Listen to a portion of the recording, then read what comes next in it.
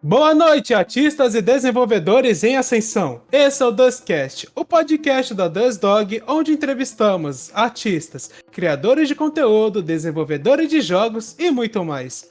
Hoje tenho o prazer de ter como convidada uma animadora, quadrinista, violinista, ilustradora, cosplay e fansuite.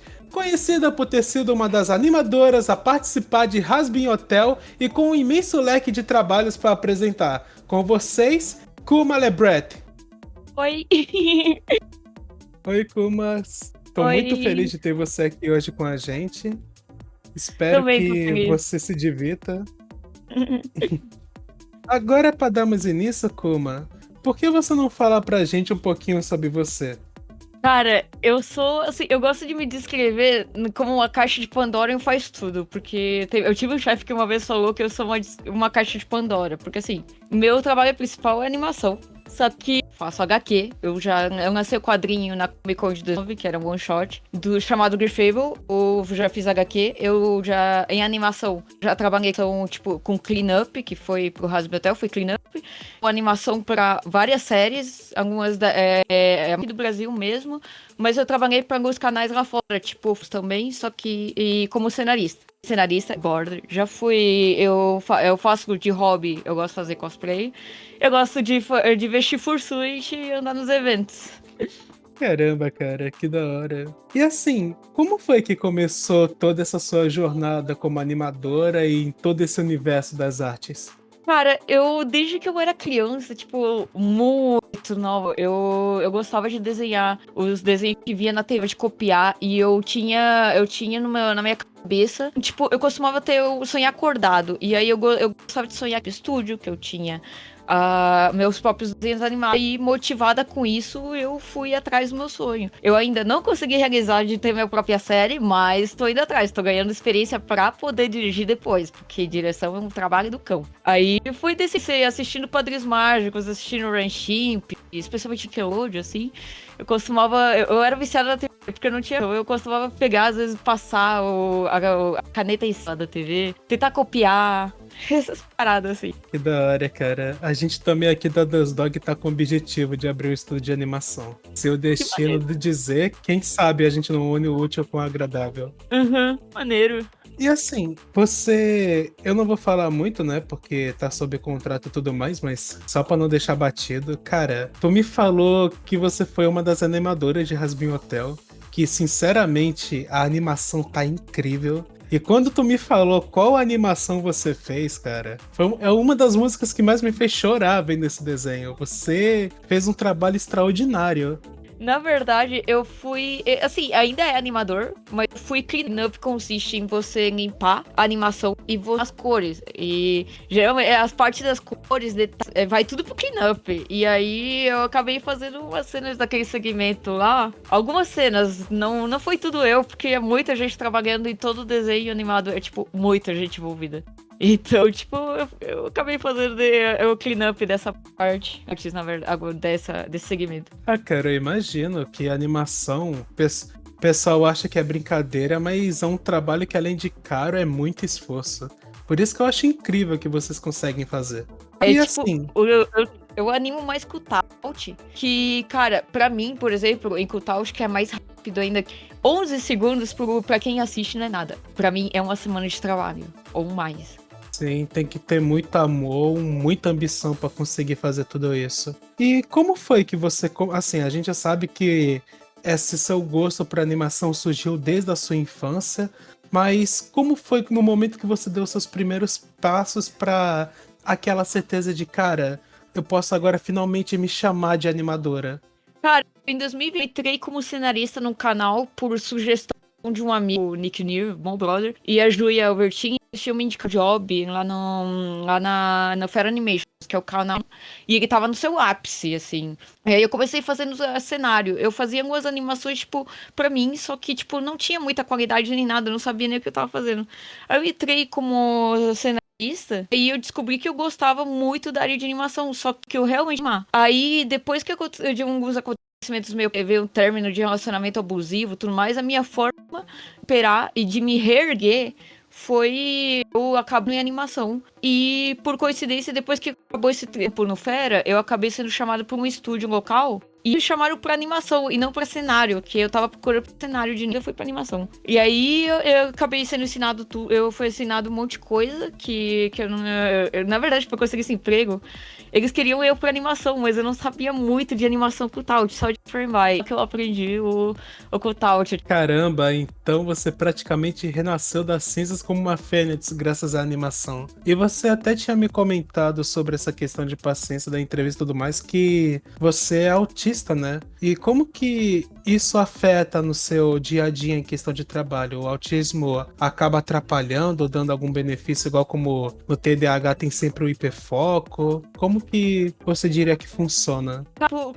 Pra todo autista é diferente, mas pra mim, como desde essa obsessão por animação, eu diria que o meu de animação me ajudou a me guiar muito, além dos meus sonhos. Só que, tipo, cara, eu acabo produzindo mais do que o pessoal, do que uma pessoa normal do suporte. Se eu não recebo suporte, a pessoa coloca uns desumanos, fica gritando comigo, coisa assim, eu acabo não direito. Mas agora, se você me dá todo o suporte pro meu autismo, eu acabo produzindo levemente. Apesar que eu experiencio, às vezes, meltdowns, dependendo do ambiente, então eu não consigo trabalhar presencialmente, eu só consigo trabalhar no meu quarto, porque eu tenho tudo que eu precisar pro meltdown, tudo que eu precisar pra seletividade alimentar, qualquer coisa, eu tenho no meu quarto, já fogo dificuldade. E assim, uma coisa que me afeta bastante, na hora de receber os notes, essas paradas, eu acabo no direito e acabo levando as coisas no literal. Então, às vezes eu tenho que ir pro meu supervisor e ele dizer, olha, cara, eu entendi isso daqui, mas eu acho que...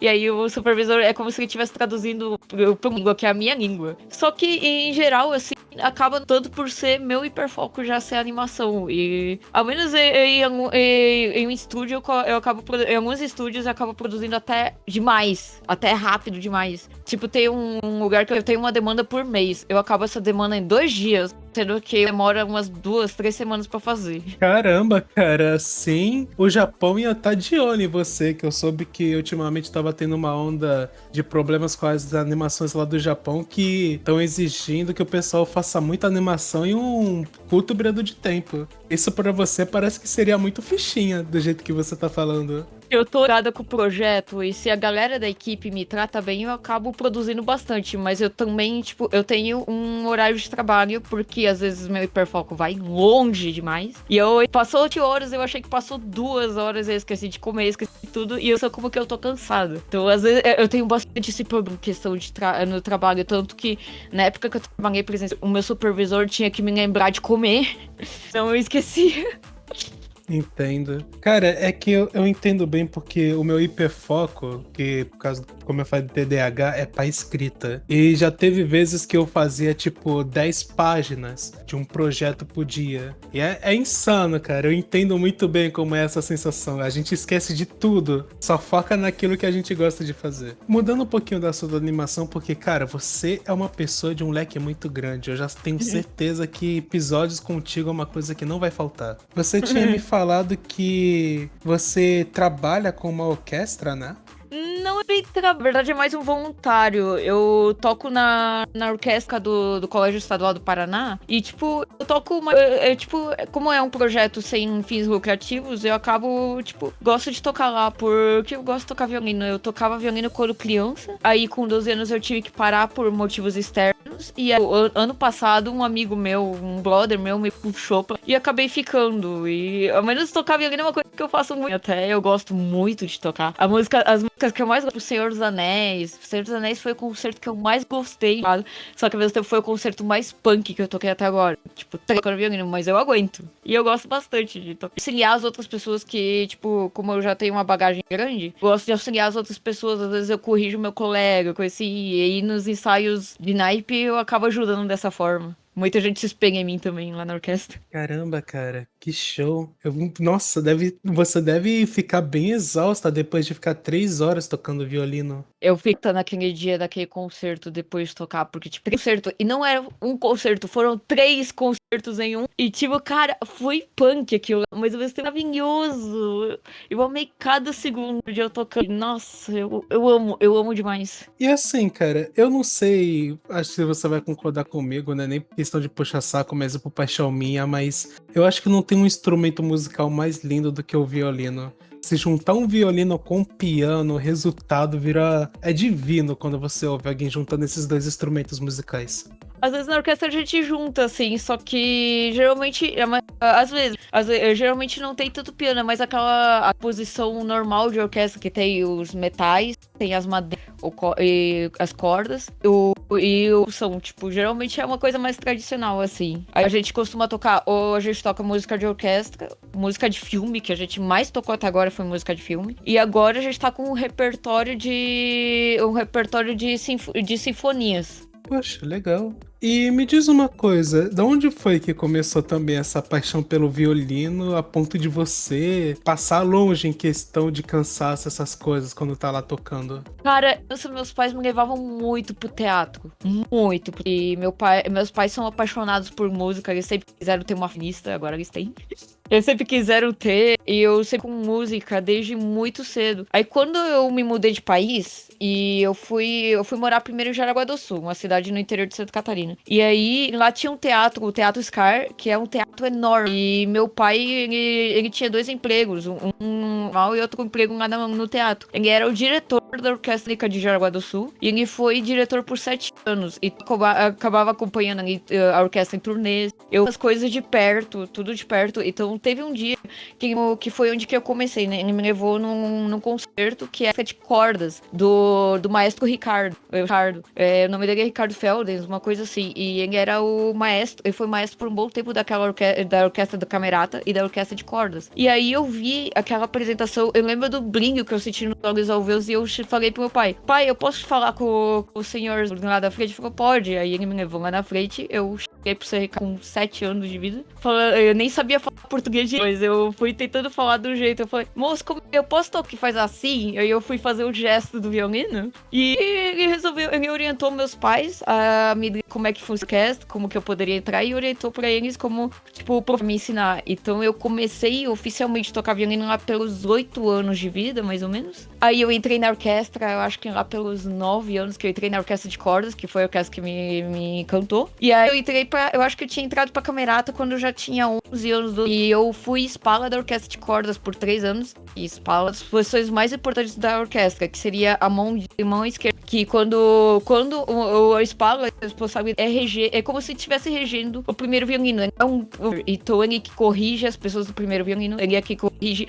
Se o maestro não tá regendo, quem que é responsável pela orquestra é o espala. E eu fui esse ferrado por 3 anos ainda. Eu tive um hiperfoco muito forte em violino. E eu lembro que o violino que eu tinha também na época, eu ganhei um violino com 10 anos. Um violino austríaco, eu acho que é, o alemão, não lembro de onde que é. Mas o seu Ricardo, ele tinha me dado esse violino quando eu era criança. Era um violino maravilhoso, vintage. E eu toco com esse violino até hoje. O seu Ricardo faleceu há 3 anos atrás e eu não consegui nem me despedir, porque em 2012 eu tinha me mudado pra Curitiba, eu nunca mais... Aí quando eu soube que ele faleceu, eu derreti, cara.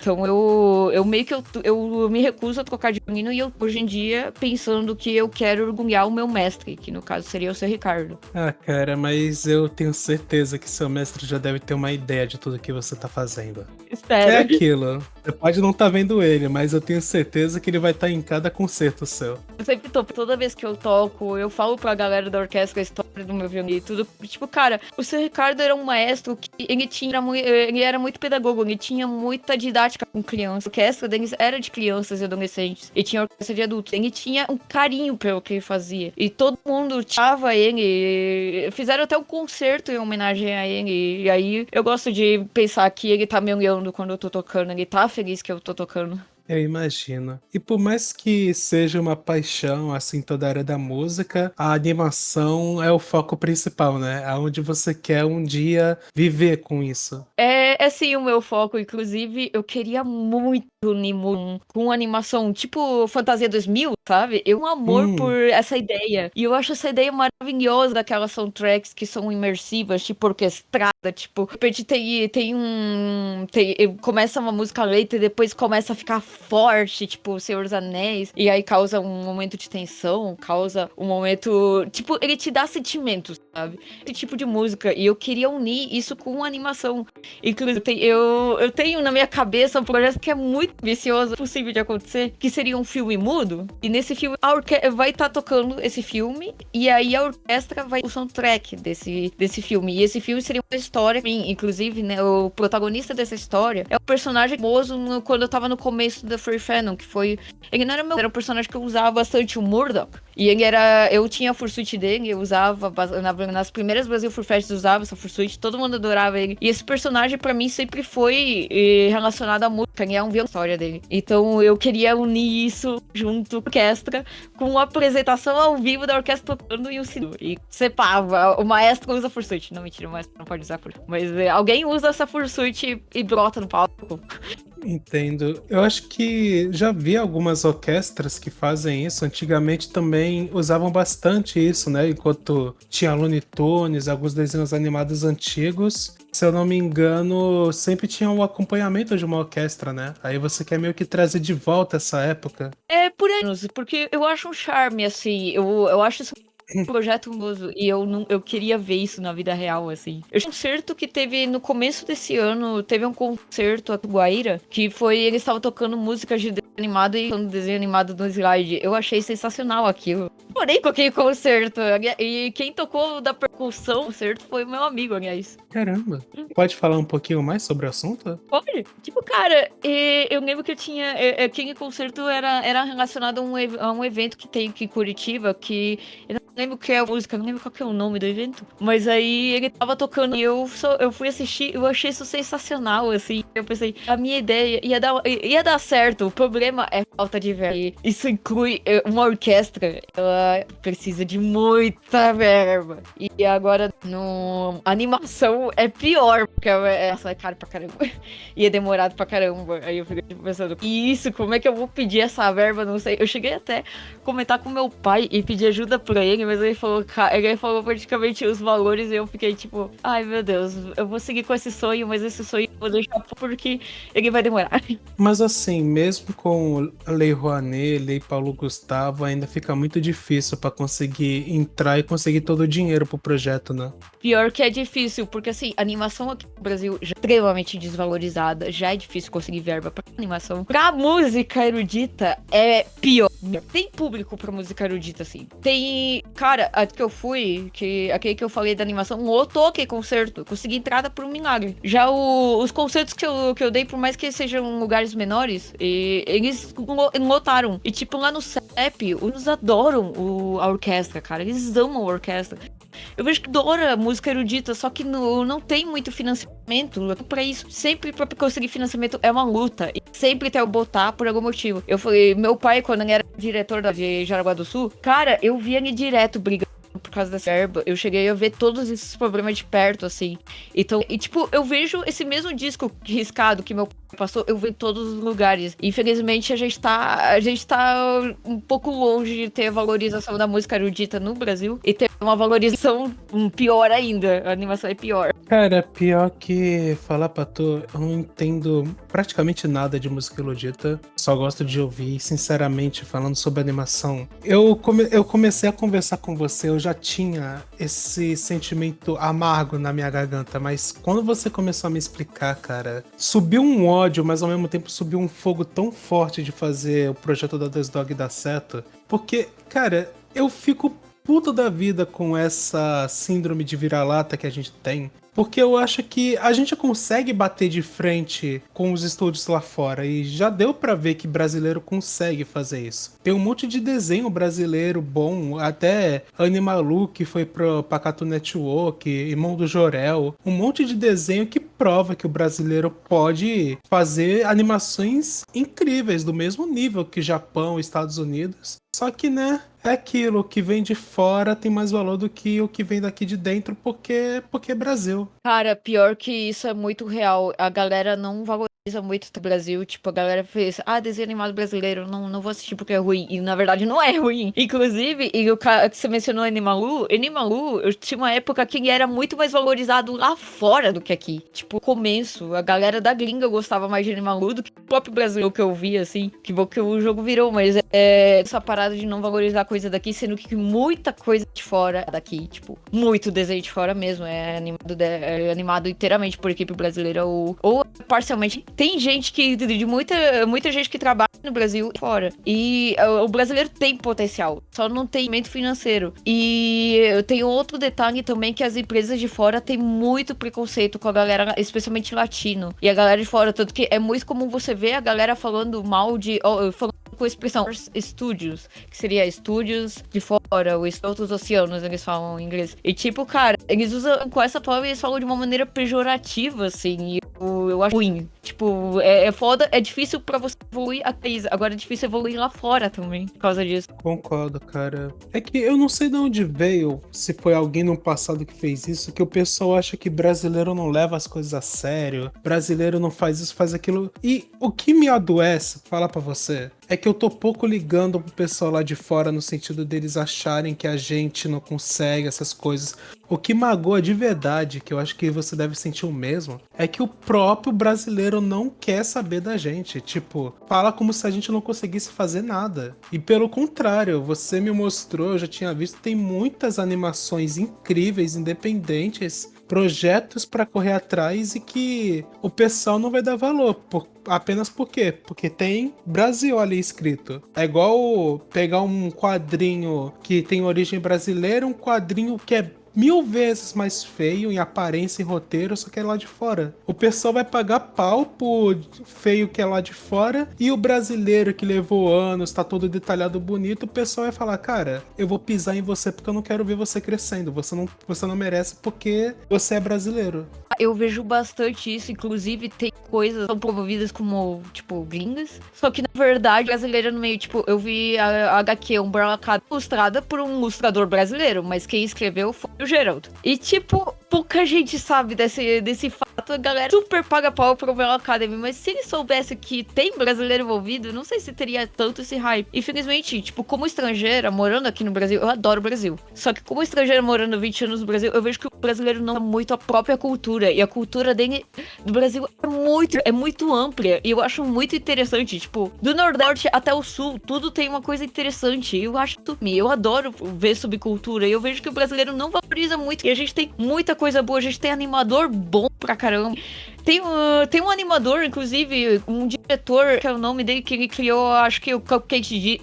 E ele, tipo, trabalhou lá fora. Ele criou um cartoon lá fora e chamou a equipe brasileira. Tipo, cara, tem gente incrível aqui no Brasil. Gente muito brava. Você só precisa dar oportunidade. E esse é o problema que mais tem também. E a oportunidade não é muito que a galera acaba não valorizando muito. Sim, cara, chega a ser uma coisa deprimente, sinceramente. Porque, tipo, o problema do Brasil, eu acho que essa é a pior coisa que existe, que é, tipo, igual os tempos que a gente tá vivendo hoje. Que tem gente que começa uma faculdade, termina, depois de se matar de estudo, de gastar dinheiro, e quando você vê a pessoa tá, sei lá, trabalhando no McDonald's, por exemplo, trabalhando em um emprego que não tem nada a ver com a área daquela pessoa. Eu acho que isso é uma coisa que deixa chateado no brasileiro, que é, a gente tem muita gente genial e a luz dessas pessoas se apagam porque não tem espaço pra elas. Não tem espaço no próprio país que elas vivem.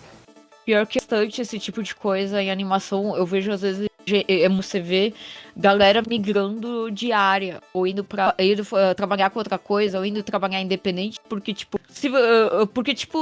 você dificilmente vai achar velha trabalhando em animação. A maioria das pessoas que trabalham são muito jovens. Você não precisa de diploma pra trabalhar em animação, apesar que tem muita gente que tem diploma, geralmente design. Eu mesmo tenho diploma de design digital, mas tudo que eu usei de animação eu aprendi sozinho. Eu tive aquele diploma só pra facilitar conseguir trabalhos lá fora, porque eles pedem alguma coisa pra lá fora. Aqui eles não pedem muito. Mas, tipo, cara, a área de animação é tão sucateada que, tipo, a pessoa já chega perto dos 30 anos, já migra de área e não tá conseguindo viver, não tá pagando as contas. Acaba, eu vi alguns exemplos na Channel, já trabalhou 10 anos em animação.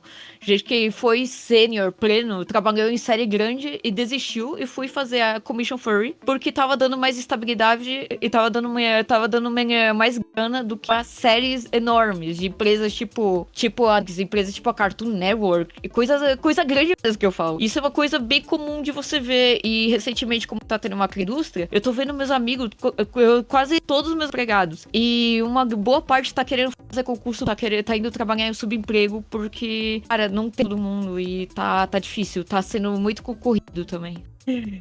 Eu acho que a pior parte de saber que isso tudo tá acontecendo, cara, é que ainda vai vir gente que vai chegar e vai falar que o que vocês fazem, ou até a pessoa que tá se matando pra estudar, pra conseguir essas coisas, não tem futuro, é preguiçoso. A gente na área da artes ouve tanta coisa e pensar que, tipo, até depois que a gente consegue essas conquistas que a gente queria, a gente ainda vai ter que passar por toda essa tempestade só porque tá no Brasil. Praticamente, eu cresci.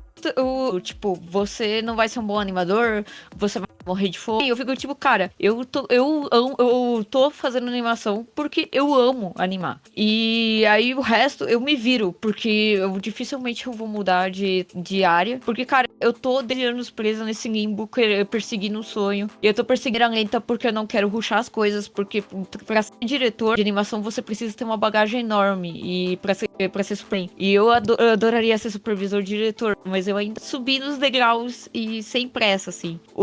A situação da indústria atualmente, inclusive agora que é artificial e tudo mais, apesar que eu acho que a inteligência artificial não vai pegar muito ânimo, bem sincero. Só que, cara, eu sigo lutando e eu vou seguir sendo resistência até não poder mais. Você vai ter que me dar um tiro pra você me fazer eu parar. Se preocupa com isso não, eu defendo a mesma causa que você, então só ir com tudo, cara. Eu pulo junto com a Dog pra impedir esse tiro, que a gente vai conseguir mostrar ainda pro... Ai, desculpa. Porque a gente ainda vai mostrar pro pessoal de fora e pro pessoal aqui de dentro que brasileiro sabe sim trabalhar com essas coisas. Cara, os brasileiros são foda, cara. E eu vejo eles trabalhando grande lá fora, tipo, direto com o estúdio lá fora. Cara, eu tenho um amigo que trabalha em Blu-ray, cara. Caraca, e é BR o cara? É brasileiro, cara. Cara, isso é muito foda, sinceramente. E você pode falar um pouco mais sobre algumas coisas de trabalho, de animação que não vão interferir em nenhum contrato seu? Tem alguma coisa que podemos pegar? Fofoquinhas, coisas, infelizmente eu não posso falar porque questão de contrato, não só, mas por questão de contrato, meu amigo. Questão de produção, assim, eu posso falar em geral, mas de produções específicas eu não posso falar também por contrato. O contrato seja uma coisa que a gente tem que pegar bem à risca, porque você pode parar na lista negra dos estúdios e isso não é legal.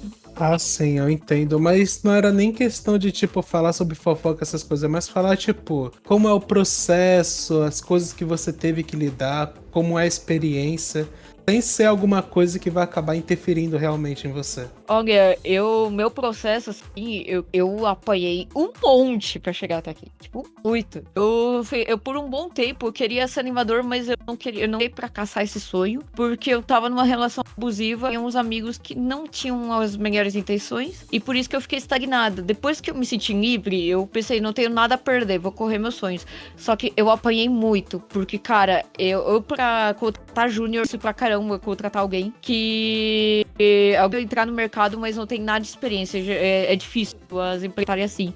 Só a maioria dos empregos você consegue por indicação, que você também consegue emprego sem indicação, só que é mais difícil. Eu ri muito atrás dessas paradas. Eu apanhei muito em vagasarrombadas.com. Eu já fui parar no hospital dessas vagas arrombadas. Eu já teve, eu fiz que não foi pago. Teve trabalho que eu fiz que não foi acreditado no nome da equipe, mas foi acreditado o estúdio. Então, tipo, cara, a gente tem que matar um dragão a cada dia. Mas por outro lado, mesmo você passando por esse sofrimento, tudo isso não é à toa. Isso vai te preparar porque, assim, você vai ter experiência, você conseguir as vagas boas, pra você conseguir fazer coisa boa. Tipo, muito comum você ver a galera sofrendo em um estúdio que não é tão bom, pra voar mais longe, e depois que essa pessoa sai desse estúdio, conseguiu todo, ela só voa, assim. Tem bastante também no mercado independente pra, tipo, commissions, e eu quero... Tem bastante demanda pra isso. Sim, eu concordo. Cara, o mercado de artes furry é uma coisa muito bizarra no sentido de tem gente que nunca vai saber o quão imenso é esse universo. Eu acho incrível como que, tipo, na Furry Fan, uma coisa que eu mais admiro Fandom é o fato que, como a Fandom ela gira em torno da arte, eles valorizam o artista, eles valorizam a arte, porque se não tem artista, não Fandom. Então, cara, e é muito valorizado. E a galera, tipo, já tem gente que se comporta que me xingou, ligado? Mas em geral, a galera é bem educada. Se você atrasa e você ficou doente, coisa assim, eles entendem. Eles dão um personagem com 1000 asas e 1000 chifres, eles sabem que vai ser difícil de desenhar. Então eles vão lá e já te dão uma gorjeta. Já te metem uma enorme gorjeta, tá ligado? E eu fico tipo, cara, se certeza, eu pergunto. E eu sempre pergunto, você tem certeza? A galera fala, cara, você mesmo? Tipo, cara, isso é muito legal. Eu gosto de ver como a galera fica feliz com o meu trabalho. Sim, e tem uma coisa que é raro, eu não sei se você vai concordar comigo, porque brasileiro já é um bicho desconfiado. E pensar que em algum lugar a gente paga primeiro pra depois ter o produto, igual como é com a comunidade fã, e tipo, tá tudo bem pra gente, é uma confiança que seria maravilhoso se as outras áreas de serviço também pudessem ter essa confiança. Claro, vai ter uns que vai passar a pena na gente, mas a maioria é tudo super bem em relação a essas questões, sabe como trabalhar. Pior que seria maravilhoso. Em alguns casos, assim, depende muito da produção, depende do estúdio. Tem 1000 fatores pra isso acontecer. Mas, geralmente, é comum, tipo, é normal você ser no final do mês. Só que, tipo, se você não terminou a sua demanda, tem vezes que você só próximo mês, às vezes, tipo, se você não terminou a demanda dentro do tempo. Aí acontece isso bastante. E tem estúdios que, quando isso acontece, a gente vai depositar tudo, mas você tem que terminar até tal dia. Se você terminar até tal dia, a gente tá de boa. Tem estúdios que são assim, e eu gosto bastante desses que falam dessa maneira, porque, cara, eu nunca vi algo que eu não posso cumprir, porque eu me sinto muito culpada. Então, eu sou honesta, né? Eu falo, ok, eu vou tentar terminar até tal. E aí você negocia com as pessoas. Eu acho que se, tipo, tivesse maior, seria bom. Só que eu entendo por essa desconfiança do Brasil, porque eu também tenho essa desconfiança, porque, cara, a de calote que eu já recebi, cara, é absurdo. E, inclusive, já passei por perrengue por coisa que não foi calote, e foi tipo, cara, eu pedi uma Fursuit uma vez no final de 2018, eu só fui receber ela ano passado. Isso que eu tinha já abandonado a fé em 2019. Caramba, cara. É, aí é bem complicado, mas ó. Se você quiser dar uma olhada, a gente já entrevistou alguns fansuites que fazem um trabalho muito bom e que nenhum deles parece que decepciona. Se quiser no futuro pra uma nova versão dar uma olhadinha. Eu vou dar uma olhada assim, eu tô bem desando da Furry Fandom, porque eu fiquei muito tempo longe, desde 2019, muito tempo, e eu não tinha me tocado disso. Quando eu voltei, eu fiquei tipo, quem que são vocês? Os únicos makers não são a Rachel e a Gummy Bri, e eu fiquei tipo, aí eu comecei a bugar, aí eu comecei a descobrir uns novos makers, eu já tô montando uma Fursuit, só que essa Fursuit é meio fora da casinha, então muito maker recusou também pegar, porque é uma suíte realista inspirado em fantasia de monstro, do que uma Fursuit. Ela, tipo, ela é pra ser medonha, então a galera fica com um pouco de medo, é ultra realista. Sim, Muito cara. empolgada por esse projeto. Eu fiquei 4 anos esse projeto. E ainda o meu personagem vai. Ele tem. Eu gosto de criar 1000 versões do mesmo personagem, tipo skin de LOL. E aí tem várias versões. Tem a versão urbana, tem a versão monstrenga, tem a versão Keiko medieval de Dungeons and Dragons, que inclusive já tem lore, montando roupinha pra fazer. E eu vou mandar fazer com a feira medieval com aquilo lá. Caramba, Eu vou que tocar show. lá. Olha, se você quiser, igual como eu já fiz essa promessa para algumas outras pessoas que eu quero realmente ajudar, se o projeto da Desdog dar certo e quiser a gente dar uma conversada para resolver e ajudar a realizar seu sonho, é só você falar, viu? Eu ficaria bem feliz. Eu tenho projetos em mente que eu quero fazer de desenho animado. Inclusive, um deles foi meu TC e teve um piloto. E, assim, dos meus projetos... O meu projeto de amor... Os meus 2 projetos de amor, eles não são furries. Só que eles têm os furries no meio. E tem 2 projetos meus que são furries. Um deles, que é o Griffith, foi a HQ que eu lancei em 2019, que é sobre gente que quer ser vilão, mas eles não... Os melhores vilões do mundo são bem fracassados. E aí fala sobre Tora, que ele é um desprezível, na minha opinião, cara. Ele é desprezível como pessoa. Só a graça da história é você ver como que ele vai evoluindo e como que ele vai percebendo quem errou e ele vai querendo aprender com os seus próprios erros. Porque os seus erros acabaram de levar a galera mais querida dele falecer. E um deles quase faleceu. Então, e ela é de humor e tudo mais. Ela é bem furry. Ela tem não furries, mas eu foco mais nos furries. Apesar que o único personagem não furry dos principais. Que também então, ele tem um poder de virar um tigrezinho. E tem também outra história que também é furry, que é ser o Cratch. Que infelizmente no meu TCC eu não pude abordar ela, porque por causa de umas guidelines que eu tinha que eu não consegui fazer exatamente como eu queria que fosse. Então eu tive que colocar, tem que ter uma causa social, coisa assim, sendo que na verdade eu nunca quis botar uma causa social. Mas que essa série, ela é sobre uma banda brasileira, aqui no Brasil, porque eu falo que a história se passa no Brasil, já o Grifevo se passa no Chile, onde que eu nasci. Só que o Crash, tipo, se passa de uma banda brasileira de rock. Eles são os fudidos, que provavelmente moram em São Paulo. Eles são todos fudidos e eles moram tudo no mato. E o sonho deles é ter uma banda. Só que a banda deles, muito pra frente, eles passam por muito perengue pra fazer essa banda. E, inclusive, o protagonista dessa série, ele é autista e ele é TDAH. Porque eu queria colocar uma representatividade no meio, porque a representatividade na mídia me irrita. Ninguém faz uma representatividade não estereotipada, uma representação certa. Então eu resolvi pegar e criar, fazer o protagonista. Eu quis fazer que o protagonista daquela série seja autista. E aí, tipo, conta como que eles lutam muito pra não acontecer.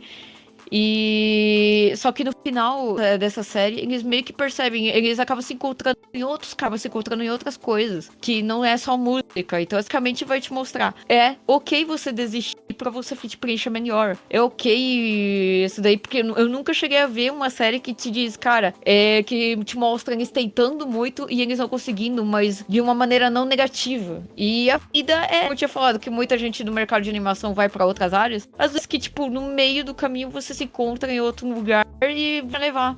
E tá tudo bem, às vezes, desistir de uma parada que você a cabeça, porque outra te preenche mais, ou outra te ajuda. O Crash é justamente sobre isso. E o Crash, originalmente, ele era meio escrachado, meio fudêncio. Só que eu ando isso na versão piloto por causa do TC. E a bancada não curtiu tanto. Apesar que eu tirei 100 naquele TC. A nota foi boa, por mais que os juízes não tenham gostado muito, hein? A nota foi boa e o TCC foi arquivado, se não me engano, na biblioteca da PUC para achar. E você tava falando dessa questão, eu acho que eu conheço alguém que você ia gostar bastante de conversar, porque a minha sócia, né, a pessoa que eu considero sócia, ela tá fazendo faculdade de animação. E eu acho que vocês acabariam se dando super bem, você e a Nayara. Que maneiro! Tanto que ela... Foi mal, eu apaguei. Não, tá de boa. Tanto que ela é quem tá produzindo os nossos quadrinhos que a gente ainda vai lançar e já estamos negociando sobre animação. É como eu falo pro pessoal, né? Vou aproveitar e fazer um merchan aqui da própria Desdog. Que, pessoal, vocês que estão ouvindo a gente, nessa entrevista que vai quando sair, já vai estar as informações tudo certinho, tá? A gente tem um Ko-Fi agora com várias opções de produtos extras que vocês podem pegar por um preço baixo e que ainda por cima vai ajudar o nosso projeto. E vai desde o primeiro pacote de R$5 com um pacote de R$30, o nosso mais caro. Se quiserem ajudar que o projeto dê certo, o podcast evolua, a gente tem animações e tudo mais, bom... A deixa já tá aí. Eu ia gostar de conhecer ela. Eu gosto de adotar a galera que tá estudando animação. Às vezes, tipo, cara, eu gosto de algumas coisas que, tipo, eu queria ter ouvido na época que eu nem era umas coisas que eu queria ter ouvido, assim. Então, como eu gostaria de ser essa pessoa que vai ajudar as pessoas, porque na época, eu tive sorte de conhecer já gente da indústria, mas eu não sabia algumas coisas tão de perto. Tipo, eu lembro que na época eu era amiga da Juin e eu era amiga de outros animadores. E a Juin, ela me ajudou bastante me falando de algumas coisas, que aí eu já entrei sabendo, mas teve outras coisas que eu não entrei sabendo. E eu queria muito ter ouvido aquela pessoa que tipo, vai dizer, cara, você tá começando, quer uma ajuda, quer uma mentoria, você quer uma indicação? Tipo, eu quero ser essa pessoa. E é aquilo, né? A área já é muito difícil, vocês lidam com um monte de coisa chata todo dia. Então, um ajudar o outro acaba sendo uma bênção, né? O ideal, tipo, cara, como comunidade de animação é uma bolha, os trabalhadores de animação. Então, o ideal é você ir da galera, porque, cara, a maior parte dos empregos é por indicação. Então, é bom você ser gentil com todo mundo, ser legal com todo mundo, até porque tem uma galera muito legal nesse meio, cara. Eu conheci uns amigos show de bola no estúdio que eu presencial, cara. Eu tenho uns amigos que quebraram meu galho, cara. E eu vou ser eternamente grata por eles. E aí, eu acho bons contatos, ter amizade com a galera de animação. Não só que isso vai te ajudar a crescer junto, mas também porque a galera é gente. Eu acho a galera muito. A galera muito das pessoas de fora. Que show. E é uma área que é tão escondida, de certa forma, no Brasil, né? A gente fala que tem a animação, que dá pra aprender animação, sobre as pessoas que fazem tudo isso, aquilo, mas nem todo mundo sabe como começar essa carreira, né? A parte de como começar é complicado, porque, tipo, uma videoaula, você vai pensar, vou fazer os 12 fundamentos. Na verdade, na minha opinião, não tem 12 fundamentos. Tem 20, na minha opinião, considerando toda a minha experiência. Só que, cara, eu achei que na época que eu não sabia nada, eu achei que era tipo, só aprender os 12 fundamentos. Não é só aprender os 12 fundamentos. Os 12 fundamentos mas não é só sobre isso. EPC, pra você ser reconhecido na indústria, é um crescimento demorado, não é um crescimento tão rápido. A maioria demora em torno de 2 a 3 anos, mas eu já vi gente que demorou 5 anos pra se estabelecer na indústria. Então tem que ter muita paciência e você tem que torcer pra você cair num campo que tem um te responde, o supervisor que seja paciente. Eu já peguei uns supervisores, mas eu já peguei uns supervisores que eles olhavam pra pergunta coisa mais idiota e não respondiam. E tem uns estúdios que às vezes te botam. Os estúdios que às vezes te botam na lista negra por nada, tipo, só por ser. Tem alguns estúdios que, tipo, eles vão tolerar que você tá e. O ideal é ter sorte, na verdade. Bom, é aquilo, né? Ter sorte, muita paciência, muita paixão pra não desistir de nenhum projeto, né? É o que mais tem que ter. E eu acho que bastante disciplina, compromisso. Eu vejo que muita gente acaba rodando porque não acaba pegando o que podia ou acaba não cumprindo prazos. E uma coisa crucial como profissional em geral, não só animação, é você, as metas, cumprir os prazos. Se você não vai conseguir, seja comunicativo. Se acontecer alguma coisa, fale. Você tá com dificuldade? Fale. É melhor. E você ser ignorado, isso é muito melhor. Ser responsável é muito melhor visto. Realmente, cara. Eu acho que às vezes o pessoal, isso é uma das coisas que muita gente hoje em dia tem, né? Que nenhum. Isso porque eu não sou velho, né? Mas todo mundo que é jovem tem essa mania de não querer aceitar que vai errar, não. Tem medo de assumir a responsabilidade quando dá um baita de um BO. E eu acho que isso é uma coisa que acaba impedindo da gente evoluir bastante, né? Porque é errando que a gente acaba aprendendo, como todo mundo fala. Tipo, você tem que ser muito paciente. E uma coisa que eu apanhei bastante no começo é que eu não era muito paciente comigo. Eu sempre fui muito dura comigo na questão de perfeccionismo, essas coisas. Então, tipo, eu lembro que meu supervisor, na época que eu não sabia nada, falou, cara, tenha com você mesmo, porque você tem você tem seu ritmo. E, tipo, cada um. E várias vezes falaram, cada um tem. E, tipo, não dá pra apressar, cara. E quando acontece alguma coisa errada, a gente comete erro. Todo mundo comete, ninguém está se aprendendo. A questão é você evoluir, você estudar bastante. Nunca deixar de estudar, porque sempre tem uma coisa nova pra estudar. E procurar. E quando acontecer alguma merda, assuma. Eu cometi um erro, eu não vou cometer de novo. Ou caso receber uma crítica, você não entendeu, pergunta. Você pergunta pro diretor, supervisor, cara, o que aconteceu aqui que eu posso melhorar? O que aconteceu aqui pra não repetir o mesmo erro de novo? A questão é ser paciente mesmo. Às vezes as outras não vão ser pacientes com você, mas o ideal é ser paciente com você mesmo. Tipo, cara, eu já tive produção em porção que eu não sabia absolutamente nada. Uma amiga teve que me ensinar bagulho e hoje em dia